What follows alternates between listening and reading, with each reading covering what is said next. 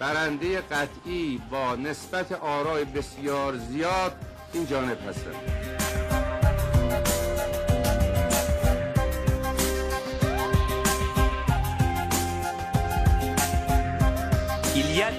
Now, on what has just been said, there are le vote proofs. avait été défini There is proof that the vote was described as a Mousavi victory until the afternoon, and then there was a turnaround. I think it's very important that this event, which hasn't really been reported in Europe properly, be taken notice of. Here I have a paper which says 19,075,623 votes for Mr. Mousavi, 3,387,140 votes. Mr. Ahmadinejad, 5,690,000 votes. So that is not 62% of the votes. And let me remind you that already the last time round, Mr. Ahmadinejad was third, and chance made him second, and this is how he won. So even at the last elections, un dieu du rattrapage qui avait renversé les résultats.